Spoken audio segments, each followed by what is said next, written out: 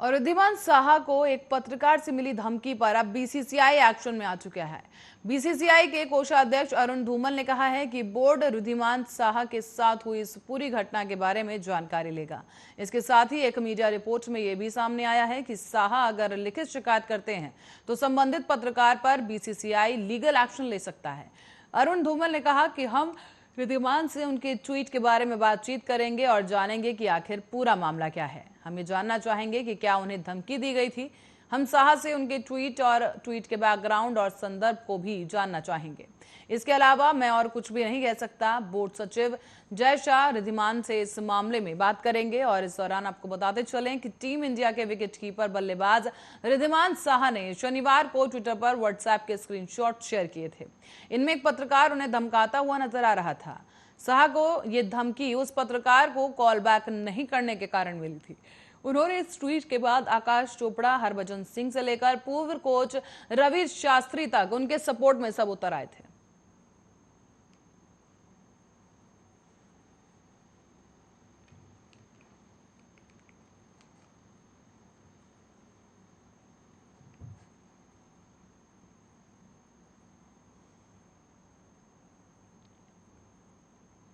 और यूपी चुनाव के बीच कांग्रेस वर्किंग कमेटी के कार्यकर्ता से मुखातिब होते हुए कांग्रेस वर्किंग कमेटी के सदस्य प्रमोद तिवारी ने सरकार पर जमकर हमला बोला।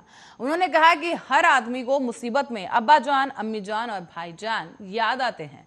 5 साल में बीजेपी ने कुछ नहीं किया और कुछ किया नहीं तो अब्बा जान, अम्मी जान, भाईजान और पाकिस्तान याद आ रहा है।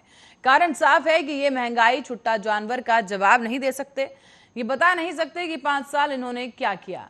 प्रमोद तिवारी ने कहा कि कोरोना के चलते लाखों लोग मर गए बिना इलाज, बिना ऑक्सीजन के। इसका जवाब नहीं है। मैं दावे से कहता हूं कि पहला, दूसरा और तीसरे चरण के जो चुनाव हुए हैं इसमें बीजेपी बहुत पीछे चली गई है और ये सिलसिला बदस्तूर जारी रहेगा। 10 मार्च को बीजेपी का जाना तय है और कांग्रेस सेक्युलर फोर्सेस का आना तय है।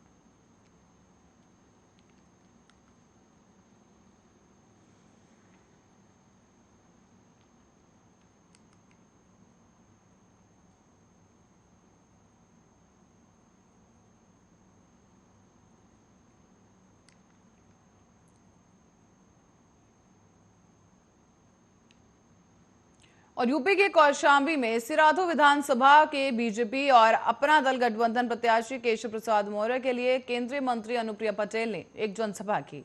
ये जनसभा सिराथू विधानसभा के गुलामीपुर बाजार में आयोजित की गई, जहां अनुप्रिया पटेल का कार्यकर्ताओं ने जोरदार स्वागत किया है। उन्होंने उपस्थित जनसमुदाय का हाथ उठाकर अभिवादन भी किया और मंच संभालते ही वो मुख्य विपक्षी दल सपा पर हमलावर हो गई। इतना ही नहीं बल्कि अपनी बड़ी बहन और सपा की सिराथू विधानसभा प्रत्याशी पल्लवी पटेल को भी आड़े हाथों लिया है। केंद्रीय मंत्री और अपना दल की राष्ट्रीय अध्यक्ष अनुप्रिया पटेल ने सबसे पहले अपने स्वर्गीय पिता सोनीलाल पटेल के बलिदानों को याद किया। इसके बाद उन्होंने मंच को संबोधित करते हुए कहा कि प्रतापगढ़ की सीट अपना दल की जीती हुई है, लेकिन मां के खिलाफ मेरी पार्टी चुनाव नहीं लड़ेगी। अपना दल ने अपना कोई प्रत्याशी नहीं उतारा है क्योंकि अनुप्रिया जहां भी है और वो अपने माता पिता की बदौलत है। पल्लवी पटेल मेरी बड़ी बहन है, लेकिन पल्लवी एनडीए गठबंधन के खिलाफ चुनाव लड़ रही है और आज मैं उनके खिलाफ चुनाव प्रचार करने आई हूं।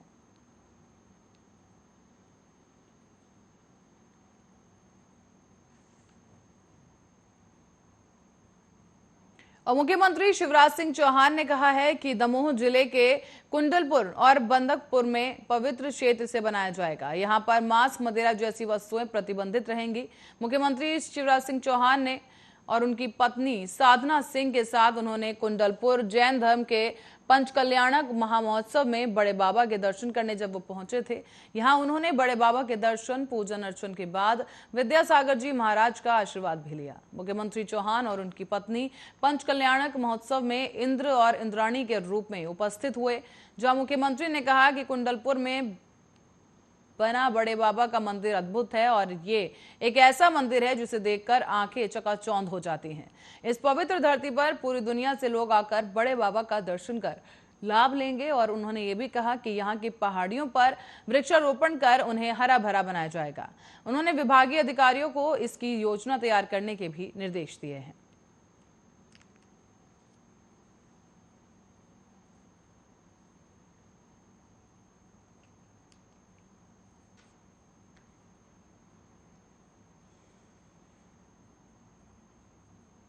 और पंजाब चुनाव के रिजल्ट से पहले फरलो पर बाहर आए डेरा सच्चा सौदा प्रमुख बाबा राम रहीम को Z+ सिक्योरिटी दी गई है। आपको बता दें, हरियाणा सरकार ने उन्हें खालिस्तानियों से जान का खतरा बताते हुए उनकी सुरक्षा बढ़ा दी है। सरकार ने सुरक्षा का अधिकार और आधार ADGP को रिपोर्ट को बनाया है। सरकार ने कहा कि खालिस्तान समर्थक डेरा प्रमुख को नुकसान पहुंचा सकते हैं, इसीलिए उन्हें सख्त सिक्योरिटी दी जा रही है। फरलोप और एक निश्चित अवधि के लिए मिली अस्थायी छुट्टी को कहते हैं, जहां आपको बता दें कि कानून के मामलों में आमतौर पर जेल में लंबी सजा काट रहे कैदियों को यह दी जाती है। 2017 के बाद से ही रोहतक जेल में बंद डेरा प्रमुख राम रहीम को दूसरी बार जेल से छुट्टी मिली है। राम रहीम को 2017 में 2 अनुयायियों के साथ दुष्कर्म और हत्या के जुर्म में 20 साल की कारावास की सजा सुनाई गई थी। इसके अलावा डेरा प्रमुख को एक पत्रकार रामचंद्र छत्रपति की हत्या के जुर्म में भी उम्र कैद की सजा सुनाई गई थी।